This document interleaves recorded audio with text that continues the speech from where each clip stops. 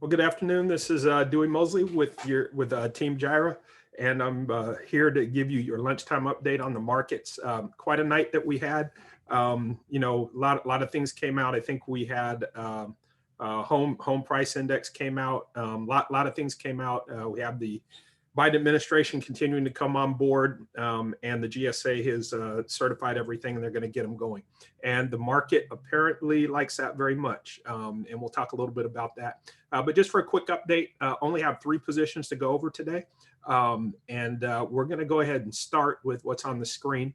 This is the 30-year bond futures, and what you see here is a trade. We'll do this one for Todd, where we're actually going to try to do a little bit of confluence. Using the accordion or some of the other strategies, mountain climber. It's a little tough with the bonds. And so I kind of closed it out, but I thought I saw an opportunity here. So if we back out a little bit here to the day level, excuse the lawnmower outside. If we back out a little bit to the day level, the 1-day time frame, you'll see here that we have a pretty good trend line going as it's coming down. You also see here at the day level that we have on the daily time frame, we have a support and resistance level with a zone. I'll back out a year so you can see where that's coming from.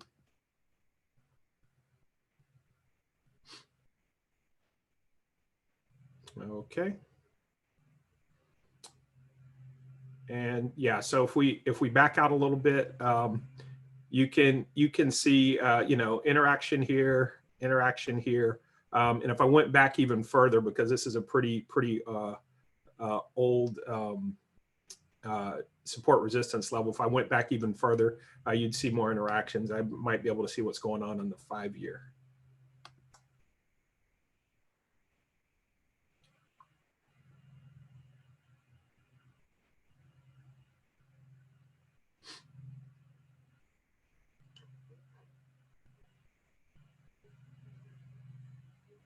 Okay, yeah, so if we kind of come back a little bit more than a year.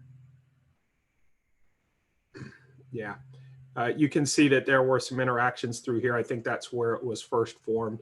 I had another interaction here, and it's kind of carrying forward. So now it was on the other side trying to work its way back up. Now, if we come down to the 4-hour, so again, just want to point out that you have both a trend line. Let me show you that on the 1-year again.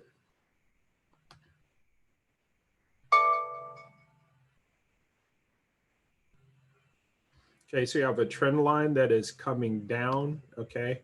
And we can see that when we zoom in, okay? There you go, kind of cut through that. You also have support and resistance, and you're coming up to it, okay? Let's also go down to the 4-hour level and look at what we have going on.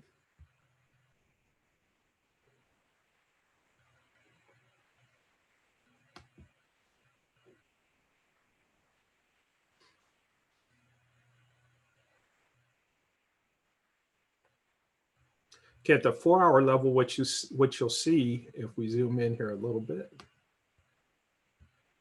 at the 4-hour level, that's this orange line. You see that we had a trend that was going up, but it was clearly broken, all right, as we are going into that daily support resistance, all right? And then again, this is your daily trend line that's coming down, clearly broken. Okay, now let's go down to the 1-hour. And this is the part where it was broken too. I just want to make sure I point that out. Let's go down to the 1-hour. Let's do about 20 days of 1 hour so we can see.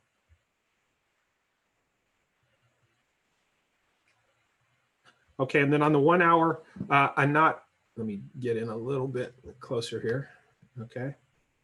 On the 1-hour, you can see not only did I draw the trend line, okay, coming down, also went ahead and just drew the other side of it for a channel.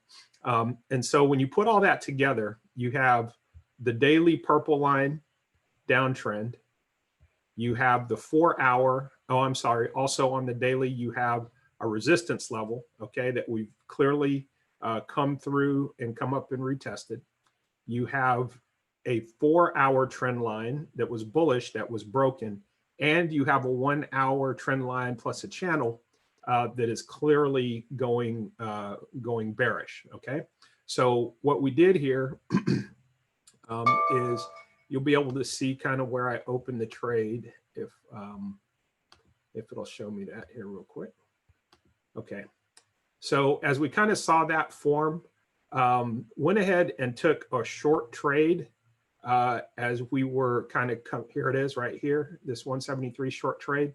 Took this short trade at 173, looking for it to come down.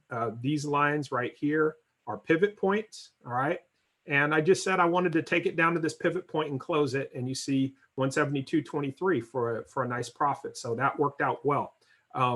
It looks like if this will come back up close to this support resistance zone, I can reload on this trade and see if we can get it to come down at least to this level, if not all the way down to the bottom part of the zone. So that's working out, and I thought I'd try a little bit of price channel confluence trading because we don't do that often.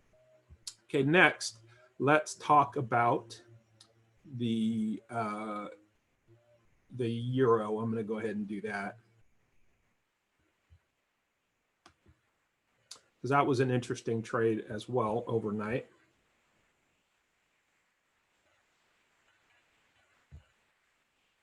Okay, now for the euro, I'm going to go ahead and come down to the 15-minute because we're working on a strategy called the mountain climber. I do want you to note that the euro is sitting right between these two 4-hour zones right here. Okay, and it's tending to bounce back and forth, so there's not a lot of movement going on. I wouldn't expect the mountain climber to perform well in that type of market, but I at least want it to not hurt me so bad either. So I just want to show you what kind of took place last night, and I'm going to come down to the 15-minute level to do that.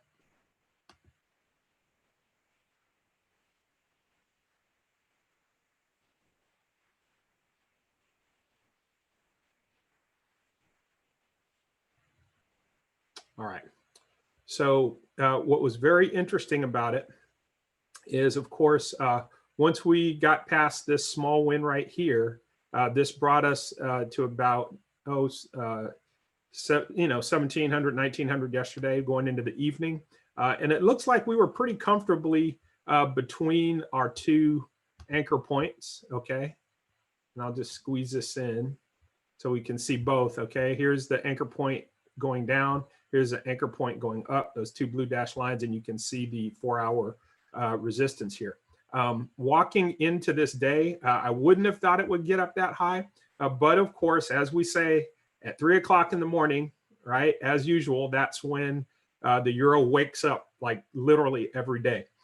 Started shooting up. Of course, we were asleep at the time, and what I had walking into that was a let me get this back on the screen so you can see it. What I had walking into that was a buy trade set right here on the anchor point, and with a trailing stop following it up. All right. Of course, when that happens, if you're asleep, you actually want it to go through just a little bit, right? So that if it does turn around and come back down, you know, you at least take out some of the loss, if not make a small gain. As is usually the case, it went right to the point where you bought and immediately turned around and went south. Okay, now that's not totally unexpected. It's not what we wanted, but you'll note that we're in a support resistance zone. So that's kind of one of the weaknesses if you're kind of selling into that or selling into that at night and you're not around to catch. If you were awake, of course, the market structure that's right here that would have saved you, you're kind of at the mercy of what you had to protect yourself. All right. So of course we bought on this candle and we ended up selling almost at the maximum amount you might lose for that type of trade. All right. Of course, once we sold, we're right back between our two anchor points. So there's no trade on at this time. And then we are waiting to see if we can break back above it, hopefully while we're awake. So that one was a loss, and you know, absolutely trying to limit those, but that does happen. And then finally, let's talk about the S&P 500. because this one's been really interesting. Of course, today broke all-time high in the Dow Jones Industrial Average. Pretty much every average broke all-time highs. And that's been interesting over the last couple of days here as well. So of course, just as a reminder, the trade that we're sitting in here is just a trade that we want to stay above a certain level, all right? That level is actually all the way down here at 350. I'll show you that so you can see it. Let's do 10 days, 15 minutes. Okay, it doesn't even come on the screen, but literally way down here somewhere, okay, is a level we need it to stay above. And all we're doing with our directional trading is we just want to hedge any movements to the downside, all right? And I've been doing that by successfully putting in anchors all the way up as it achieves certain levels. So what you'll see here with some of these trades, there's a couple of levels where once you hit them, you did get some interaction, okay? So you have a little bit of back and forth here.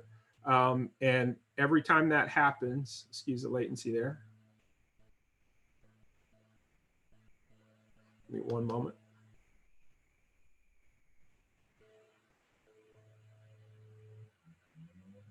Get this on the screen the way we want it.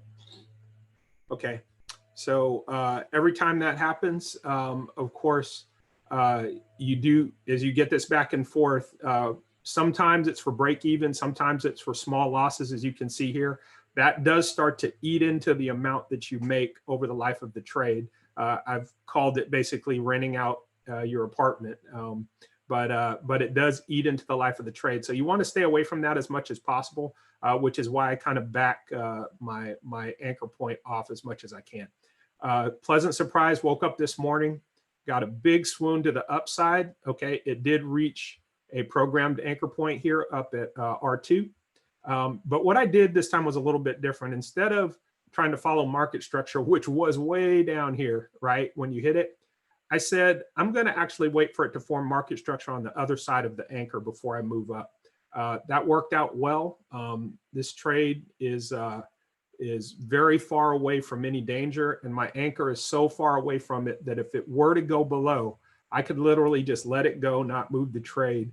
And even if it made it down to that point I showed you earlier, it would still be a win. So pretty interesting. Really glad it's up here.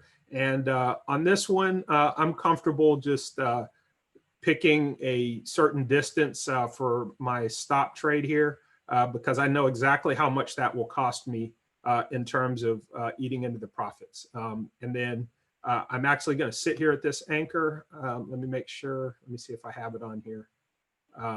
And what I'll do is I will wait for my next point, which would actually be R3. All right, I'm going to go ahead and display it just so we can see what it is we're looking for there. Hold on.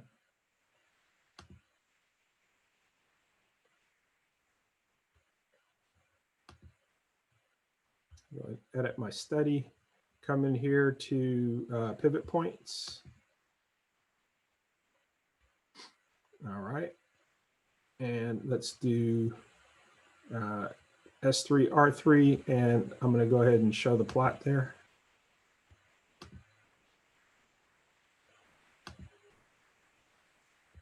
All right, and I might as well get S3 in while I'm there and hit OK. And apply and OK. All right, and what that will do is eventually that'll come in and show me the remainder of the plots. There it is. Okay, so you can see S3 is way up here. If we get up here, form market structure on the other side, I'll just go ahead and move that anchor up, move my short trades up, and put a little more cushion in. So great. I'd say average day to day so far. Took some losses in the euro. Took a little bit of chop in both the S&P 500 and the 30-year bonds, mainly because the market has pretty much been going sideways. If you just kind of look at this action. It's not a whole lot of up and down. So hopefully that was beneficial to you, and we will give you another lunchtime update when there's one to give. All right. Thank you very much. And we will talk to you at the next opportunity.